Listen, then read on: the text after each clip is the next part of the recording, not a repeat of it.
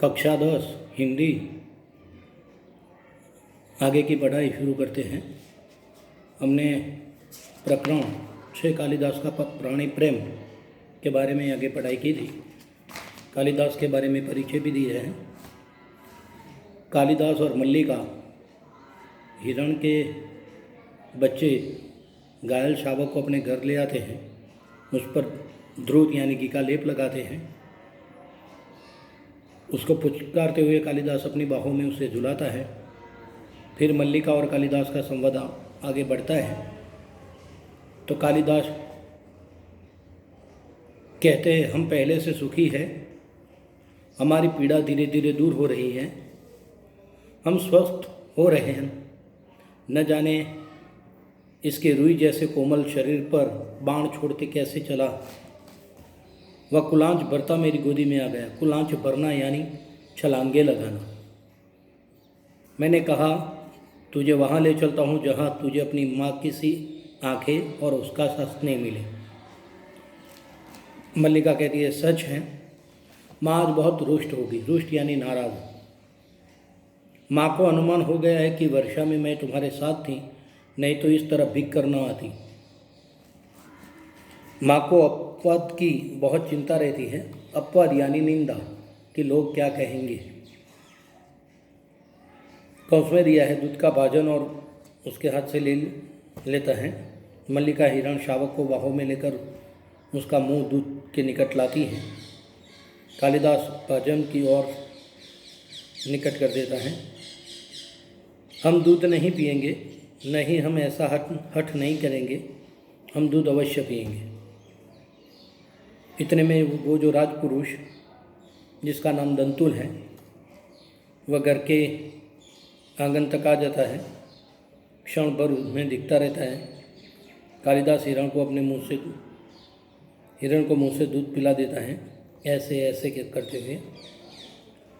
दंतुल आकर कहने लगता है, दूध पिलाकर इसके कोमल मांस को और कोमल कर लेना चाहते हो?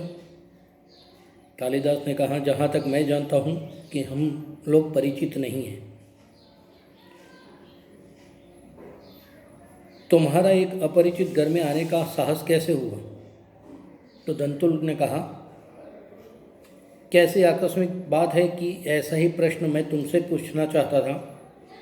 हमारा कभी का परिचय नहीं, फिर भी मेरे बाण से आहत हिरण को उठा ले जाने में तुम्हें संकोच नहीं हुआ? यह तो कहो कि द्वार तक रक्त के बिंदुओं के चिन्ह बने थे, तो वह दंतुल कैसे आया? तो घायल हिरण शावक के जो रक्त के निशान थे, उसके बिंदुओं के सहारे वह मल्लिका के घर तक आ पहुँचता है। यह तो कहो कि द्वार तक रक्त बिंदुओं के चिन्ह बने थे, अन्यथा इन बादलों से घिरे दिनों में मैं तुम्हारा अनुसरण कर पाता? अनुसरण करना यानी पीछे पीछे चलना। कालिदास, देख रहा हो कि तुम इस प्रदेश के निवासी नहीं हो। तो दंतुल, मैं तुम्हारी दृष्टि की प्रशंसा करता हूँ।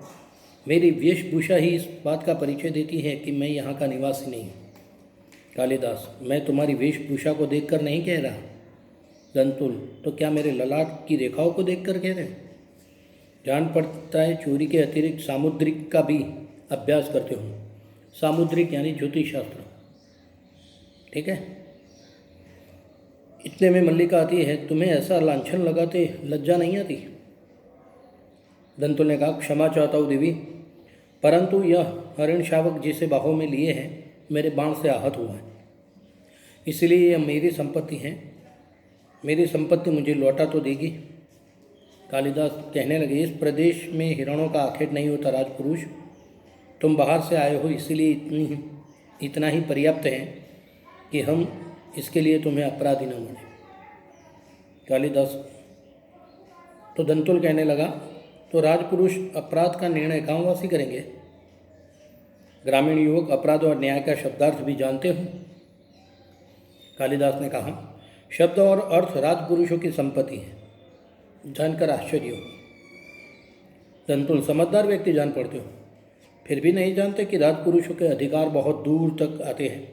मुझे देर हो रही है, यह हिरण शावक मुझे दे दो। तो कालिदास ने कहा, यह हिरण शावक इस पार्वत्य यानी पर्वत पार्वत्य भूमि की संपत्ति है राजपुरुष, और इसी पार्वत्य भूमि के निवासी हम इसके सहजातीय हैं, यानी हमारे लिए पशु हो पक्षी हो सब एक समान है। तुम यह सोचकर भूल रहे हो कि हम इसे तुम्हारे हाथ में सौंप देंगे। मल्लिका, इसे अंदर ले जाओ।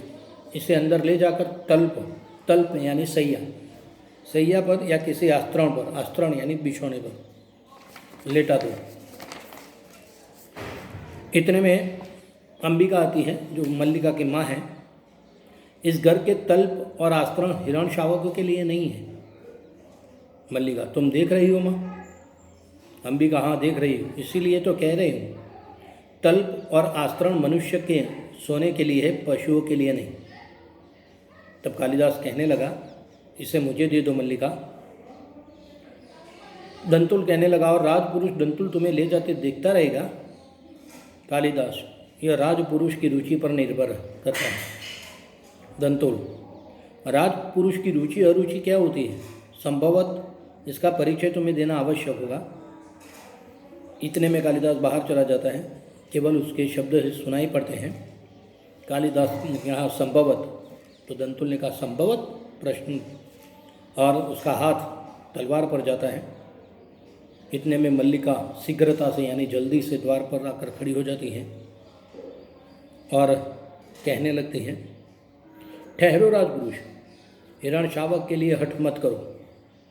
तुम्हारे लिए ये प्रश्न अधिकार का है, त्या अंडरलाइन कर दो। उनके लिए संवेदना का है।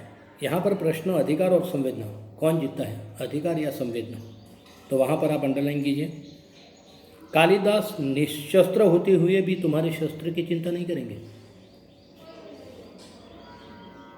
तो दंतुल को आश्चर्य हुआ, कालिदास, तुम्हारा अर्थ है कि मैं जिनसे हिरण शावक के लिए तर्क कर रहा था वे कवि कालिदास हैं?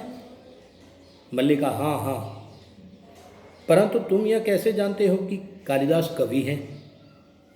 दंतुल, कैसे जानता हूँ?